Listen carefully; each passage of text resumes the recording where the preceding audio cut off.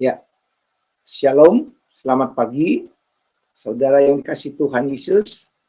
Saya bersyukur diberikan kesempatan di Smart People ini untuk mengisi satu sesi firman Tuhan di Family Corner. Nah, tema yang akan saya bawakan adalah tentang keluarga. Saya berikan judul, Bagaimana Menemukan Kebahagiaan. Sebelum saya memulai, mungkin saya akan bertanya, siapa di antara kita ketika kita ingin berkeluarga mencari sebuah kebahagiaan? Atau apakah saudara sudah menemukan kebahagiaan itu? Atau siapakah di antara ibu-ibu yang tidak pernah berselisih, bertengkar dalam keluarga? Baik suami, istri, menantu, maupun mertua. Nah, saya percaya ada di antara ibu-ibu yang sudah menemukan kebahagiaan itu. Nah, saudaraku yang dikasih Tuhan, jika demikian, itu adalah satu anugerah yang terbesar. Nah, berdasarkan pengalaman kami, ketika kami mengunjungi jemaat, beberapa jemaat juga mengajukan pertanyaan-pertanyaan, bahkan di saat konseling, banyak di antara keluarga yang menyimpan perasaan tidak nyaman satu dengan yang lain. Bahkan tidak sedikit mereka mempunyai satu hubungan, satu yang lain tidak nyaman, ya, baik saat mereka berpapasan, bertatap muka, mereka serasanya enggan untuk bersapa. Nah, saya melihat bahwa ini sesuatu hubungan yang tidak dan sangat tidak baik. Bahkan bukan hanya pasangan muda, tetapi juga mereka yang memiliki pasangan yang sudah memiliki anak, mantu, cucu. Mereka boleh dikatakan seorang pasangan yang senior, yang seharusnya menjadi contoh teladan bagi keluarga mereka. Nah, mereka tidak menyadari, tetapi seharusnya menyadari bahwa satu sama lain pasti akhirnya akan mengisi kehidupan mereka. Ya, kenapa demikian? Karena Alkitab mengatakan bahwa anak-anak pada satu saat dia akan meninggalkan orang tuanya. Anak laki-laki akan meninggalkan orang tuanya dan bersatu dengan istrinya untuk menjadi satu daging. Tercatat di dalam Matius 19 ayat 5 dan 6. Begitu juga dengan anak wanita mengikuti suaminya. Nah, seharusnya mereka menyadari bahwa akhir kehidupan mereka pada saatnya mereka akan saling ketergantungan satu dengan yang lain. Beberapa waktu yang lalu kita mendengar sebuah postingan khotbah tentang Grey Divorce. Apa itu Grey Divorce? Grey Divorce adalah perceraian suami istri yang terjadi setelah mereka menjalankan kehidupan bersama setelah beberapa tahun. Rata-rata di usia mereka di atas 50 tahun. Saudaraku, ini sebuah fenomena bukan hanya terjadi di luar negeri, tetapi juga terjadi di Indonesia. Masalah yang sedang terjadi adalah ketika mereka sudah merasa tidak cocok, mereka sudah merasa tidak bahagia. Apa yang membuat mereka tidak bahagia? Karena mereka tidak nyaman bersapa kata. Saling bertanya, saling menyapa. Ini yang membuat mereka tidak bahagia. Ada satu miskomunikasi di antara mereka. Bahkan ada di antara mereka yang sudah memutuskan untuk sebuah perceraian dan betapa bangganya mereka bisa bersama-sama dengan teman-teman mereka satu dengan yang lain untuk saling mengobrol. Bahkan ada di antara mereka yang sudah menemukan pacar. Ini ironis sekali, saudaraku yang dikasih Tuhan. Hanya masalah ngobrol-ngobrol, tidak ada saling bicara. Nah, ternyata kehilangan kebahagiaan itu disebabkan oleh ketidakcocokan di dalam mengobrol atau berbicara. Ya, mereka kehilangan satu komunikasi. Pertanyaannya, mengapa kebahagiaan itu tidak datang? Mengapa kebahagiaan itu hanya disebabkan oleh sebuah alasan komunikasi. Bahkan mereka akhirnya berpisah. Justru, saudaraku yang dikasih Tuhan, kebahagiaan itu harus diciptakan. Harus dipupuk, harus dibina, dan diterima oleh pasangan itu dengan ucapan syukur. Ya, sekali lagi saya katakan bahwa kebahagiaan itu harus diciptakan, harus dipupuk, harus dibina, harus diterima oleh masing-masing pasangan dengan ucapan syukur. Sisa, saya ingin menyaksikan kisah kehidupan saya, ya, saya pribadi, ketika saya masih muda, ya, kira-kira tahun 80-an, pada waktu itu, saudaraku yang dikasih Tuhan, sangat tren sekali anak muda untuk berdisko, hura-hura, gemerlap waktu disko. Pada waktu itu saya masih SMA, dan di situ menjadi ajang pertemuan antara teman laki-laki dan perempuan. Boleh dikatakan mencari pasangan kehidupan. Tetapi satu saat, pada saat saya mengikuti acara itu, sepertinya Tuhan berbicara kepada saya untuk meninggalkan kehidupan hura-hura anak muda. Dan saya meninggalkan, teman-teman saya meninggalkan di mana kami sama-sama berdisko, ya. Dan memang pada saat itu kami mempunyai alat untuk disewa, ya, untuk dipakai, baik sound system, baik lampu-lampunya. Tetapi saya tidak mau untuk seterusnya berkecimpung di dalam hal itu. Akhirnya saya mengundurkan diri dan saya fokus kepada olahraga basket, dan puji Tuhan, saya juga mengikuti tim basket nasional keliling Semarang, Solo, Surabaya, Kediri, Gudang Garam, saya ikuti bersama-sama. Tetapi sebelum saya meninggalkan, saya meminta kepada Tuhan. Tuhan, kalau Tuhan memang melarang saya untuk masuk pergaulan dengan teman-teman saya, baik, saya minta pada Tuhan, calon istri, mulai sekarang pertemukan kami 3 tahun yang akan datang. Dan Tuhan jawab. 3 tahun kemudian, saya bertemu dengan calon istri, dan pada waktu itu saya mengadakan pendekatan sampai pada akhirnya saya berpacaran 6 tahun lamanya, lalu kami menikah. Tentu dalam pikiran saya, istri yang Tuhan berikan adalah sesuatu yang pasti yang terbaik. Tetapi apa yang terjadi, ekspektasi saya salah, bertolak belakang, dan setelah saya melakukan pernikahan, saya mengalami sebuah miskomunikasi, saya mengalami disharmonikasi. Karena apa? Kenapa hal itu bisa terjadi? Karena masing-masing di antara kita memiliki keegoisan. Tidak mau merendahkan diri satu dengan yang lain. Nah, selama bertahun-tahun, kami hidup merasa tidak nyaman. Ya, dalam bahasa Sunda dikatakan awet rajet. Kami tidak harmonis, tetapi saya tahu kebenaran firman Tuhan bahwa Tuhan benci perceraian. Maleakhi 2 ayat 16. Pernikahan tidak bisa diceraikan oleh manusia, Matius 10 ayat 9. Dan suami tidak bisa menceraikan istri di dalam 1 Korintus 7 ayat 11. Tetapi kami berjanji di depan altar bahwa apa yang sudah dipersatukan manusia tidak bisa dipisahkan oleh manusia. Saudaraku yang dikasih Tuhan, saya katakan, Tuhan, saya tidak kuat. Lalu saudaraku yang dikasih Tuhan, pada satu saat kami berdoa, pada saat kami duduk diam, lalu suara hati berkata, dan itu adalah suara Tuhan.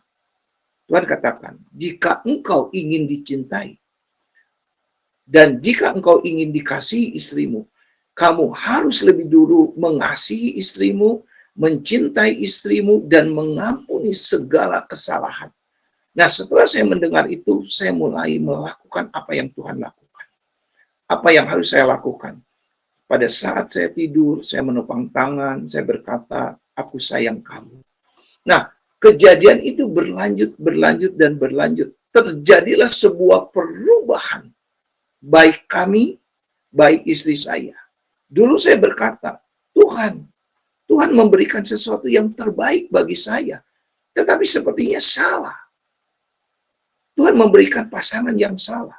Tetapi hari ini saya berkata bahwa saya bersyukur Tuhan pertemukan saya dengan istri saya. Sekalipun dia sedikit cerewet, tetapi saya tahu di dalam hatinya penuh dengan kasih dan sayang. Dia peduli dan saya bersyukur Tuhan pertemukan dengan istri saya.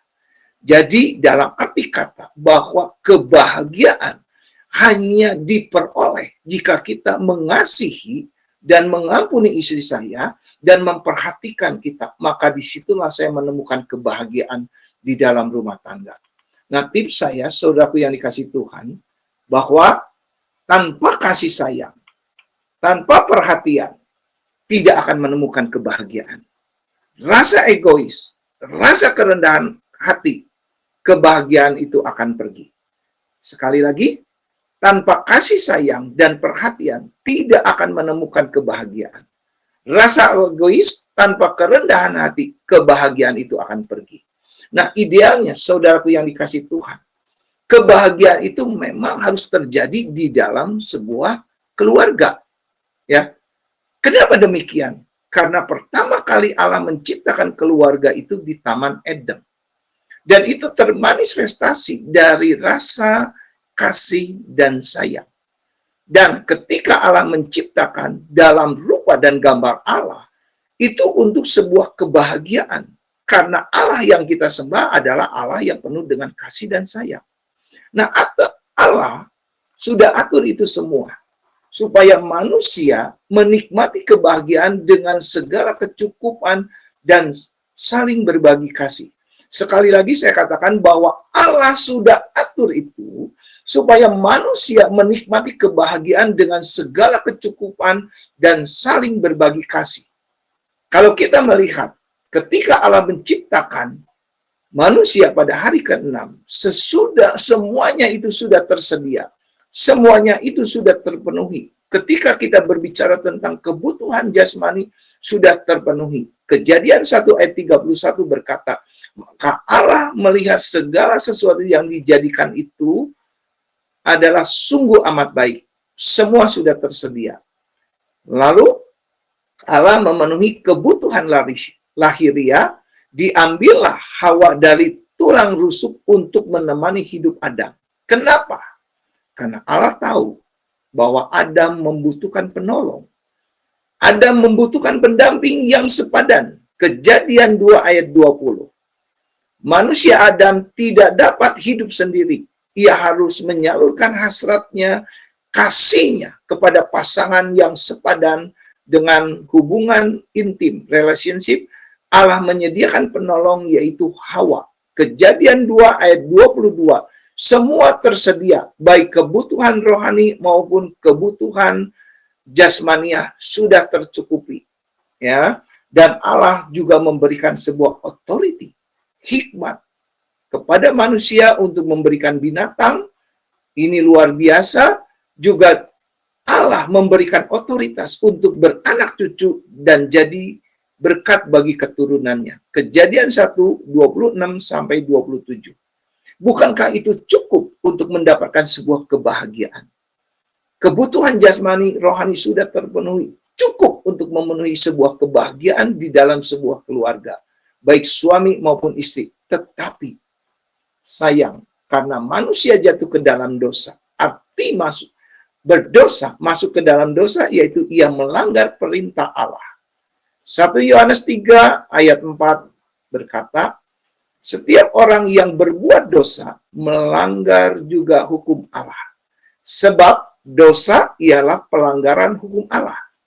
Karena dosa itulah manusia juga kehilangan kebahagiaan, kehilangan sukacita, baik di dalam kehidupan keluarga maupun kehidupan pribadi. Nah, akibat dosa, manusia menjadi egois. Ia tidak memiliki kasih sayang, dia tidak mempunyai cinta dia saling menyalahkan, dia menyalahkan pasangannya satu dengan yang lain. Akhirnya kehilangan sebuah komunikasi. Tidak ada kerendahan. Akhirnya banyak di antara mereka kehilangan hubungan keluarga. Lalu mereka mencari kebahagiaan lain. Dan lebih bahayanya lagi, mereka pasangan lain. Saudaraku yang dikasihi Tuhan. Tetapi mereka lupa bahwa di sisi lain mereka meninggalkan kekecewaan, penyesalan dari pasangan satu dengan yang lain. Apalagi kita menghadapi masa-masa kesulitan, pencobaan, kesusahan yang bertubi-tubi, masalah demi masalah yang begitu kompleks. Seharusnya dalam kondisi gitu kita harus memenuhi keinginan Tuhan dengan memiliki hubungan yang baik keluarga satu dengan yang lain. Kita seharusnya saling bahu-membahu untuk menghadapi dan mempertahankan keutuhan keluarga. Maka hal yang harus dicari, yang pertama, carilah kebahagiaan yang telah hilang. Dengan ciptakan kebahagiaan. Kebahagiaan harus diciptakan melalui sebuah proses di dalam kehidupan kita. Pertanyaannya, caranya bagaimana? Pertama, hilangkan rasa egoisme masing-masing. Sehebat apapun juga pasangan kita tidak sempurna. Ya, sekali lagi sehebat apapun juga pasangan kita tidak sempurna. Karena keegoisanmu itu menjadi bibit sumber komunikasi terputus. Sama, ketika kita berdosa di hadapan Tuhan, maka hubungan Allah dengan manusia menjadi terputus. Mereka tidak saling mengenal, mereka tidak saling menyapa, mereka membenarkan diri sendiri, bahkan mereka menuntut pasangannya jika kita masih memiliki rasa egois di dalam kehidupan kita.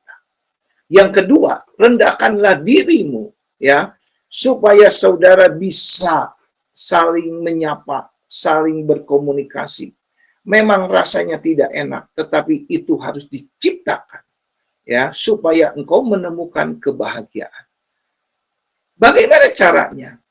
Tuhan memberikan kepada saya hikmat, berbicaralah yang ringan-ringan, yang lucu-lucu, yang biasa-biasa saja, yang secara harmonis, yang disisipkan dengan rasa kasih sayang, perhatian kepada pasangan kita.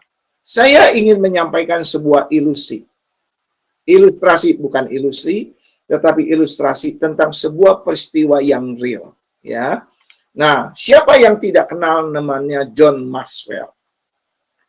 Dia adalah seorang teolog, penulis buku leadership, kepemimpinan, dan buku-bukunya itu termasuk paling laris, paling banyak dibaca oleh semua orang di dunia ini. Ya, banyak menulis tentang kepemimpinan leadership, begitu juga tentang keluarga. Nah, puji Tuhan, 3 tahun saya mengikuti leadership beliau. Nah, pada saat sebuah seminar, John Maxwell membawa istrinya yang bernama Margaret. Lalu ia diwawancarai oleh seorang host ya tentang kebahagiaan rumah tangga mereka. Lalu ditanyalah Margaret ini oleh host tadi, dia berkata, tentu Anda sangat bahagia membina rumah tangga dengan seorang namanya John Maxwell. John Maxwell adalah seorang yang baik, dia takut akan Tuhan, dia terkenal, dia kaya, dia cakap, handsome, dan John Maxwell termasuk kriteria idaman semua wanita. Nah, apa yang dijawab oleh Margaret? Ia menjawab dengan spontan, tidak. Ia katakan, John Maxwell tidak membuat saya bahagia. John Maxwell tidak dapat memberikan kebahagiaan kepada saya. Penekanannya John Maxwell tidak bisa memenuhi keinginan saya. Bahkan John Maxwell tidak bisa menyelami hati saya yang sesungguhnya. Saudaraku yang dikasihi Tuhan, Ketika Margaret mendengar itu, semua reaksi penonton yang tadinya begitu mengagumi, bertepuk tangan, lalu dia diam. Semua orang mengagumi John Maxwell. Semua orang melihat John Maxwell itu adalah seorang sosok yang sempurna. Ya, tetapi ketika dia mendengar istrinya berkata demikian, begitu malunya dia. Rasanya dia ingin meninggalkan. Sekalipun mereka melihat pada kenyataannya kehidupan John Maxwell dan Ibu Margaret ini mempunyai hubungan yang sangat harmonis dan mereka dua-duanya takut akan Tuhan.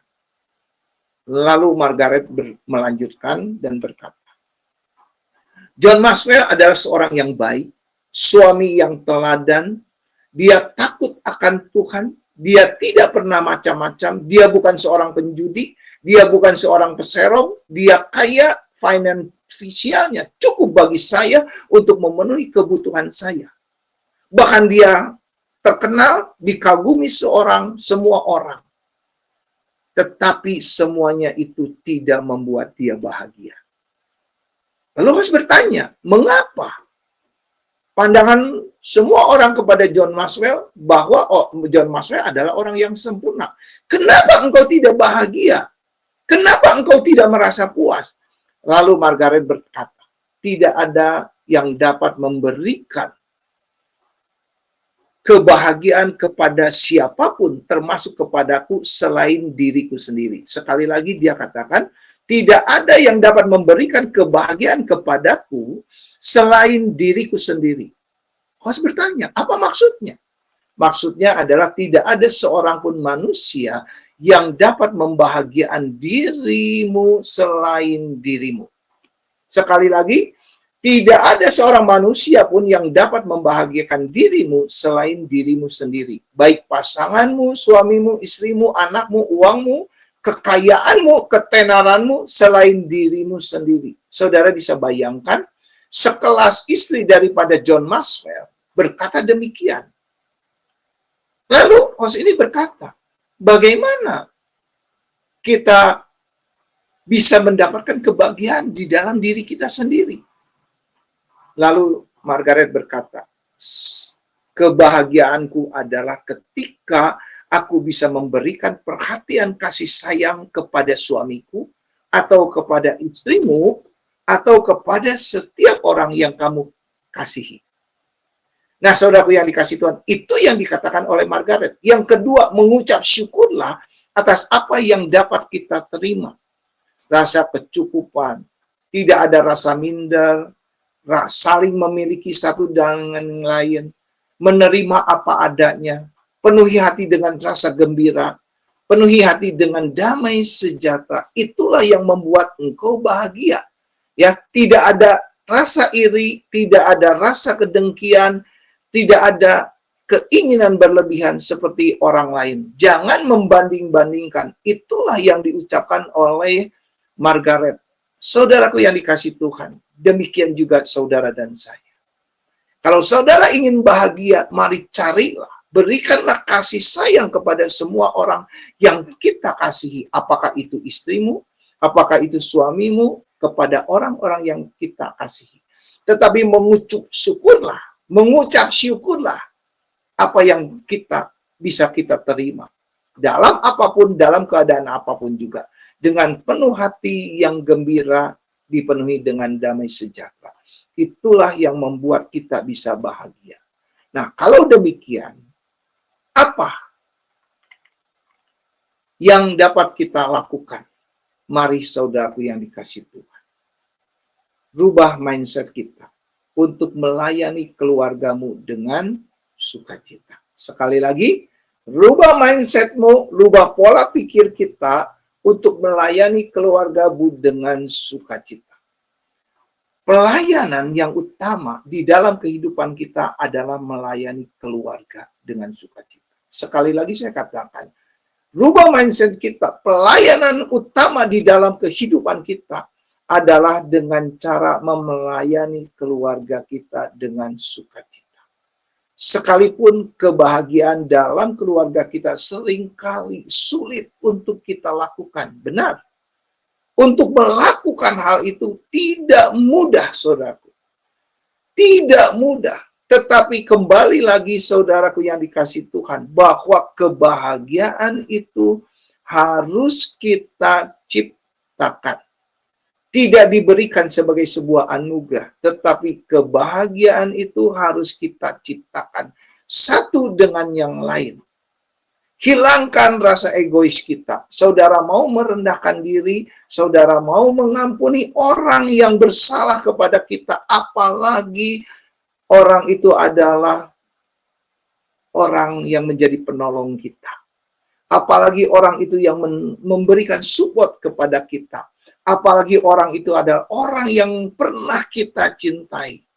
Apalagi orang itu adalah orang yang selalu mengasihi kita. Mari saudaraku ciptakan kebahagiaan itu melalui sebuah proses yang tidak mudah. Dan sekali lagi saya katakan, apabila persoalan demi persoalan itu datang dengan tiba-tiba, apakah saudara mengalami sakit, kepailatan dalam usaha, keputusasaan, ketika kita mengalami sebuah kehidupan, itu sulit sekali untuk menemukan kebahagiaan. Tidak terlepas dari dosa dunia, tetapi respon manusia itu adalah penting. Sekali lagi, kebahagiaan itu hanya bisa kita ciptakan.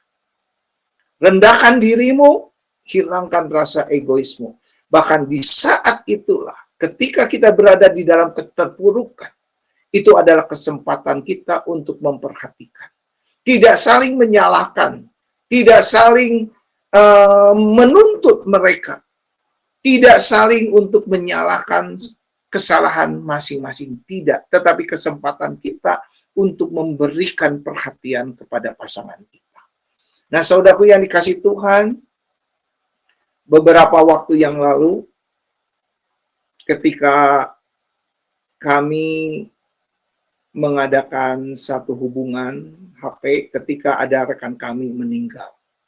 Dan rekan kami ini adalah orang yang cukup dekat, baik, dan selama 10 bahkan 15 tahun, mungkin juga 20 tahun kami tidak ketemu.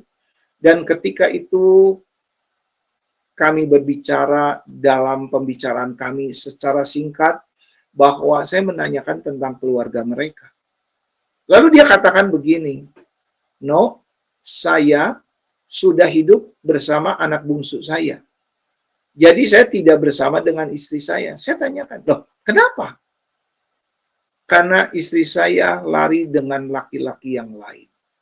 "Loh, kalau begitu, kenapa? Apa yang menjadi masalah sehingga kamu bisa menjadi bercerai?" Lalu dia katakan, ketika dia mengalami sebuah kepailatan, ketika dia usaha garmen dia tutup, dia tidak bisa memenuhi kebutuhan, lalu disitulah istri mulai menyalahkan, diskomunikasi, akhirnya istrinya meninggalkan dia. Nah, saudaraku yang dikasih Tuhan, keberadaan pasangan kita itu bisa teruji jika kita berada pada masa-masa titik pencobaan kita. Pada masa-masa di mana kita boleh berada. Pada masa-masa di mana kita boleh merasakan kepahitan. Tapi disitulah seharusnya istri menjadi penolong, istri menjadi penopang di dalam kehidupan kita. Sekali lagi saudaraku saya katakan bahwa pada saat-saat kita dibawa, pada saat-saat kita merasakan ketidakmampuan kita karena masalah-masalah yang begitu dalam, sebetulnya disitulah kita teruji. Apakah kita mengasihi, mencintai istri kita? Satu pengalaman lain, saudaraku yang dikasih Tuhan. Ketika saya mulai dipanggil untuk melayani Tuhan, ya, saya berbangga diri. Kenapa demikian? Saya terlahir dari seorang yang tidak mampu, keluarga yang tidak mampu. Pada waktu itu, saudaraku, dari kecil, dari sekolah SD, SMP, SMA, saya seorang bekerja, sekolah sambil bekerja. Dan puji Tuhan, Tuhan bawa saya kepada satu peningkatan. Kehidupan saya boleh dikatakan hidup sendiri. Saya kuliah itu sendiri, saya punya kendaraan sendiri, punya mobil sendiri, sampai punya rumah sendiri, itu pun sebelum kami menikah. Jadi pada saat kami menikah, kami pun juga sudah memiliki, kami sudah punya rumah. Jadi pada saat kami menikah, kami sudah tersedia. Semuanya sudah dicukupi oleh kasih karunia Tuhan. Dan saat pernikahan, kami pun tidak orang tua kami, keluarga kami tidak mengeluarkan sedikit pun biaya untuk pernikahan kami. Dan kami boleh bersyukur, kami boleh bersama-sama dengan istriku, mulai menabung, mulai menyediakan semua kebutuhan.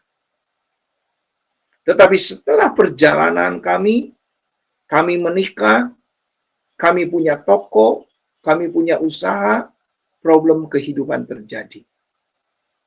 Ya, problem kehidupan kami terjadi. Dan kami kehilangan usaha kami, toko kami, kendaraan kami, rumah kami, semua habis. Tetapi satu hal yang tidak habis adalah puji Tuhan, istriku tidak meninggalkan.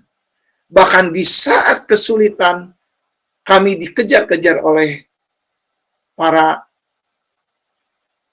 pemberi hutang. Sungguh saya tidak bisa berani untuk menghadapinya. Tetapi istriku adalah orang yang luar biasa. Dia menghadapi semua mereka. Dan akhirnya kami melewati, dan akhirnya keluarga kami, istriku tetap mendukung kami, selalu bersama-sama dengan kami, dan dia tidak pernah meninggalkan kami. Sampai pada satu saat kami saling menyadari dan kami dipulihkan kembali. Akhirnya kami punya rumah kembali, kami punya kedudukan sebagai seorang pimpinan dari sebuah perusahaan nasional. Tuhan berikan semua. Tetapi bukan saja itu. Pada saat kami mengalami sebuah kesulitan, kami bersama-sama dengan istri berdoa bersama-sama, dan ketika itu juga kami mulai masuk di dalam pelayanan bersama-sama sampai hari ini. Istriku tetap mendukung pelayanan kami, istriku tetap mendukung keadaan kami, dan istriku tetap menjadi penolong di dalam kehidupan kami. Sehingga saya boleh berkata bahwa puji Tuhan, Tuhan tidak salah mempertemukan kami dengan istriku, karena dia adalah penolong yang sesungguhnya di dalam kehidupan kami. Amsal 5 ayat 18 berkata, diberkatilah kiranya sendangmu, bersukacitalah dengan istri masa mudamu. Artinya Tuhan menuntut kita untuk menerima bersukacita dengan istri masa mudamu. Alkitab memberikan pengertian dengan sukacita dengan istri masa mudamu. Artinya Allah mengingatkan kita untuk selalu ingat istri masa mudamu. Jangan macam-macam. Jangan macam-macam. Tapi kasihilah istrimu dengan segenap hatimu. Lepaskan keegoisan dan berikan pengampunan. Mungkin ada di antara saudara, bagaimana Pak mungkin kita bisa bersukacita di saat persoalan datang bertubi-tubi? Saudaraku, mari apa yang dikatakan Alkitab. Yohanes 15 ayat 11 berkata, semua itu kukatakan kepadamu, supaya sukacitaku ada di dalam kamu, dan sukacitamu menjadi penuh. Nah, perkataan Yesus ini terjadi ketika Yesus tahu bahwa di antara murid-muridnya ada yang berkhianat, ada yang menyangkal diri. Murid-muridnya tahu bahwa Yesus akan meninggalkan mereka. Pada saat Yesus mengungkapkan pada satu saat ini waktunya, aku akan menyerahkan diriku, maka aku akan mengalami penyalipan, penderitaan penyalipan. Tetapi pada saatnya nanti, pada hari yang ketiga aku bangkit, dia menyerahkan. Dan perkataan inilah yang disampaikan oleh Yesus. Menjadi salah satu ajaran yang paling menyentuh hati kita untuk selalu bersukacita di dalam segala keadaan. Ya, jadi Jika kamu hidup menurut perkataanku dan perintah-perintahku, jika kamu berjalan bersama aku, tinggallah di dalam aku, kamu akan dipenuhi dengan sukacita. Jadi saudaraku yang dikasihi Tuhan, ternyata kebahagiaan itu, ternyata sukacita itu tidak bersumber dari eksternal, tidak bersumber dari luar, tetapi dari dalam diri kita sendiri. Seperti apa yang dikatakan oleh Margaret Marcel, ya, Maxwell, Margaret Maxwell, ya saudaraku. Jadi sekali lagi, kebahagiaan, sukacita itu tidak bersumber dari luar, tetapi dari dalam diri kita sendiri, seperti apa yang dikatakan oleh Margaret. Kenyataannya demikian, karena sukacita itu adalah sukacita yang diberikan Allah sendiri dengan memberikan damai sejahtera, sukacita yang melampaui akal pikiran kita. Dan damai sejahtera itu dikatakan dengan makarios, sukacita yang timbul di dalam hati kita. Yang kedua, saudaraku yang dikasihi Tuhan, di dalam Filipi 4 ayat 4 dikatakan, bersukacitalah senantiasa di dalam Tuhan. Lagi-lagi aku katakan bersukacitalah ketika kita menghadapi persoalan di dalam keluarga, di apapun juga. Tuhan katakan, Filipi 4 ayat 4, bersukacitalah senantiasa di dalam Tuhan.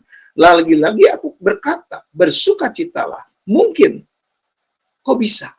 Di tengah-tengah pencobaan kita bisa mengungkapkan rasa sukacita. Ya, saya ambil contoh. Di dalam tokoh Alkitab, yaitu pribadi daripada Paulus. Nah, ketika Paulus berada di dalam penjara, ia menulis salah satu surat kepada jemaat Filipi. Dia mempertahankan, dia mengungkapkan untuk senantiasa ada sukacita. Dan tertulis di dalam surat itu, untuk mempertahankan sukacitamu di dalam Kristus. Nah, nada sukacita ini adalah mengandung rasa kegembiraan di dalam dirinya. Nah, di tengah tantangan kehidupan dalam pelayanan yang mereka alami di dalam kehidupan jemaat Filipi, ya, tantangan itu luar biasa secara eksternal maupun internal, itu tidak mudah mereka jalankan. Tetapi yang luar biasa, ternyata Paulus masih bisa di tengah-tengah dia menghadapi masa hukuman mati Paulus. Di dalam penjara, Paulus masih memberikan dorongan untuk bersukacita. Dan tercatat 11 kali dalam Alkitab Filipi itu tercatat kata sukacita, kata kebahagiaan. Yang menjadi pertanyaan, apa rahasia sukacita Paulus? Ternyata pandangan Paulus bersukacita adalah sumber pengharapan di dalam Kristus. Apa itu? Di dalam ayat Filipi 3 ayat 12 dan 14 dikatakan, tetapi inilah yang kulakukan. Aku melupakan apa yang telah di belakangku dan mengarahkan diriku kepada apa yang di hadapanku. Nah, ternyata saudaraku yang dikasihi Tuhan, saya lanjut firman Tuhan, bahwa kita harus bisa melupakan segala sesuatu apa yang ada di belakangku. Apakah itu kejengkelan kita, rasa kebencian kita, rasa luka hati kita, rasa tidak suka kepada pasangan kita, keluarga kita. Tetapi marilah kita melihat apa yang di hadapan kita. Yang ada di hadapan kita tentu adalah ketika kita berbicara tentang keluarga, adalah kebahagiaan, adalah sukacita kita, adalah keharmonisan kita dalam kehidupan rumah tangga. Maka itu Paulus berkata, berlari-larilah kepada tujuan untuk memperoleh hadiah, yaitu panggilan surgawi dari Allah dalam Kristus Yesus. Bukankah panggilan kita adalah memberikan kebahagiaan di dalam kehidupan rumah tangga kita?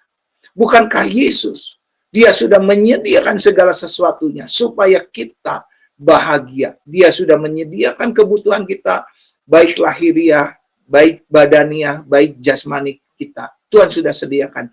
Demikian juga panggilan surgawi Allah di dalam kehidupan keluarga kita adalah untuk mendapatkan sebuah kebahagiaan di dalam kehidupan rumah tangga. Demikianlah kebahagiaan itu.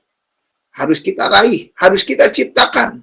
Kita tidak menyimpan keburukan kita, kita tidak menyimpan kekurangan pasangan kita, tetapi arahkan diri kita untuk mencapai, untuk menciptakan kebahagiaan di dalam rumah tangga. Dengan cara memberikan kasih, perhatian, ciuman manis, ciuman kasih sayang, perkataan sayang kepada mereka. Dan pengalaman pribadi ini menjadi bagian di dalam kehidupan Rasul Paulus. Ketika Paulus mengejar dirinya supaya dia serupa dengan Kristus. Kristus menjadi teladan di dalam kehidupan Paulus. Paulus ingin supaya dia menjadi keserupaan menjadi dengan Kristus, tetapi dia melihat kenyataannya. Sepertinya dia tidak bisa seperti Kristus. Tetapi dia tahu ada sukacita di dalam Kristus. Dan sukacita itu adalah penantian akhir di dalam kehidupan kita. Demikian juga di dalam kehidupan keluarga kita. Kalau kita ingin mengalami sebuah kebahagiaan di dalam kehidupan kita, penuhi hidupmu dengan sukacita. Penuhi hidupmu dengan sukacita. Dan sukacita itu berbagi dengan pasanganmu, satu dengan yang lain, dengan memperhatikan, dengan memberikan kasih sayang. Terima kasih. Firman Tuhan selesai, mari kita akan berdoa. Sungguh kami bangga punya Allah yang begitu baik dalam kehidupan kami, dan kami boleh bersyukur Tuhan, karena Tuhan telah memberikan yang terbaik dalam hidup kami. Kalau Tuhan berikan sebuah pasangan hidup kami, apakah itu suami, istri, kami percaya itu yang terbaik. Cuma seringkali kami tidak memahami tentang bagaimana kami bisa melakukan. Tetapi hari ini kami sudah mendengar firman Tuhan, bahwa Tuhan sudah memberikan kepada kami pengertian bahwa kebahagiaan itu ada sebuah proses yang harus diciptakan dengan kami bisa memperhatikan satu dengan yang lain. Dan jikalau ada di antara kami saat ini Tuhan, di antara mereka para pendengar, mereka mengalami persoalan-persoalan di dalam kehidupan mereka, biarlah firman yang boleh kami terima hari ini bisa memberikan pengertian, pemahaman, betapa pentingnya kasih sayang, betapa pentingnya kami memberikan perhatian dengan menghilangkan rasa keegoisan kami, dan kami mau untuk merendahkan diri seperti apa yang Engkau inginkan. Engkau memberikan kami kesempatan untuk kami mengalami sebuah kehidupan keluarga. Izinkan Tuhan, itu menjadi tujuan hidup kami ketika kami berkeluarga. Kami saling mengasihi, tetapi kami tidak menuntut satu dengan yang lain memberikan kepada kami yang terbaik. Karena kami menyadari bahwa pasangan kami tidak sempurna. Terima kasih Tuhan akan firman-Mu. Tuhan, kami percaya. Kami berdoa untuk pasangan-pasangan yang mengalami persoalan di dalam kehidupannya. Kami doa Tuhan. Kami tahu kuasa Tuhan tidak terbatas oleh waktu, tempat, dimanapun mereka berada. Pada saat kami boleh mendengar firman Tuhan, ada kuasa Tuhan yang boleh menjamah, memulihkan kehidupan keluarga mereka. Dan kami percaya Tuhan, tujuan Tuhan untuk menjadikan keluarga mereka kembali bahagia, itu karena kasih karunia Tuhan. Beracara kuasa Roh Kudus kepada kehidupan mereka, dan nama Tuhan akan dipermuliakan. Di dalam nama Tuhan Yesus, kami juga berdoa untuk smart people. Kiranya Tuhan Kau berkati. Semakin hari semakin Tuhan pakai wadah ini menjadi alat kemuliaan Tuhan. Di dalam nama Tuhan Yesus kami berdoa. Haleluya. Amin. Terima kasih. Tuhan Yesus berkati.